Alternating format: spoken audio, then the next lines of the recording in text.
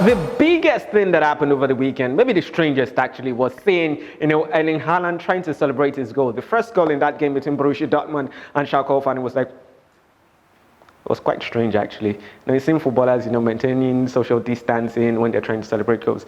And it brings me to my point that I'm really not so comfortable with football returning, although the Bundesliga has taken a bold step of returning football to the screens without fans and with a whole lot of, restrictions, social distancing, wearing of face masks and all of that. So it's a whole lot, it's an extensive process.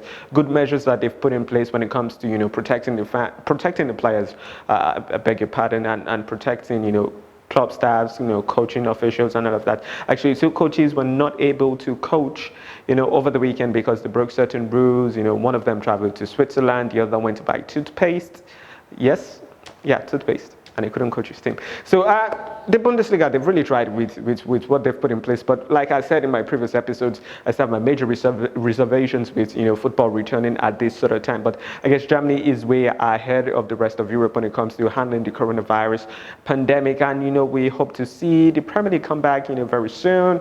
La Liga come back very soon. But the biggest talking point over the weekend was Borussia Dortmund 4, Schalke 04 nil.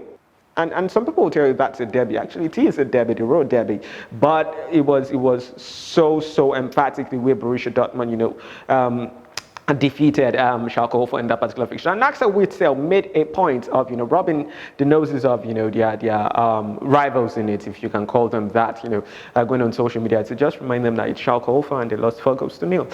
I guess Oruko Lurun, as they say in Yoruba. So that's pretty much it. And that game itself, just to go into the game, we saw Haaland score the first goal, Rafael Guerrero scored a goal, Sagan has scored the third, and Rafael Guerrero scored again, so it's 2 goals, I guess. Is the highest goal scorer in the past 2 months, when it comes to the top 5 European leagues, because there's not been games in the past 2 months. And it's great to see, this well-oiled and well-drilled, Borussia Dortmund side, rev their engines once again. Although they sort of petered out towards the end, they tired out and they were not as, as high octane as you always expect them to be. But when you have 4-goal lead already in the buckets, there's really no need for you to exert more energy, you would want to say.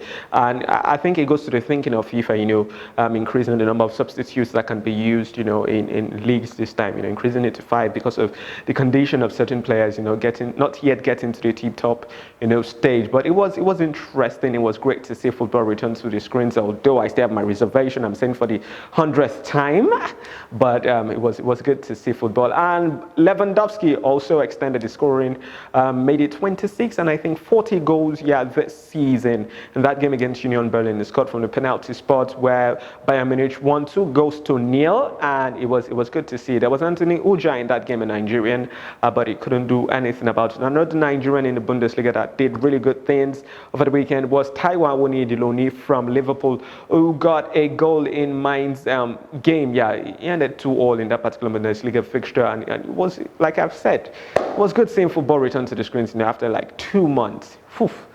To think that we could stay 2 months without football. I guess you can stay without a whole lot of things, except say air and food and maybe water. So it was interesting to see all of that. And another piece of news that I think you'd be interested in is the fact that Scotland have gone the way of the likes of Belgium and the likes of Netherlands voiding their season because of the coronavirus pandemic, and Celtics have been handed the Scottish Premier League. That's I think the 9th or 10th time that they're going to be winning this. Back to back. They finished first, Rangers finished second, and the Hearts are going to get relegated. I don't know how UEFA is going to be taking all of this, with most leagues closing out. I guess they would have to figure out a way to handle who is going to be qualifying to the Champions League next season and who is not going to be qualifying.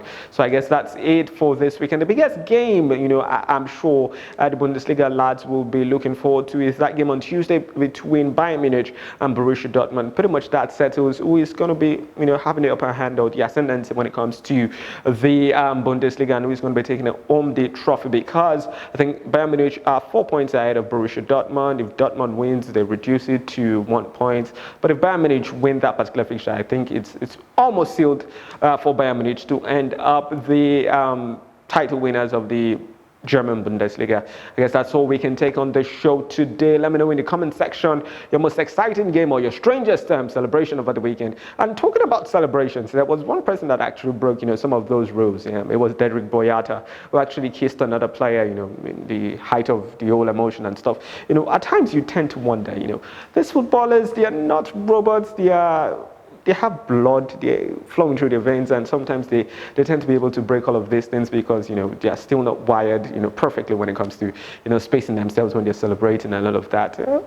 But it's interesting to see what the future of football would be during this pandemic. How much of a change would see when it comes to football. Now you see there are no celebrations. You see that. Coaches, when face masks, you see people on the bench, lined out and not the regular dugout style. But there's so much changes that has happened, and it's really interesting to see how far those changes will be, as we continually fight our way through the coronavirus pandemic. So it's so great to have had this show with you guys. Thank you so much for watching. If you're not subscribed to this YouTube channel, you should absolutely do that already. Awesome content from Guardian Nigeria for you. Thank you so much for watching once again. My name is Solomon Fowowe, and this has been The Nutmeg.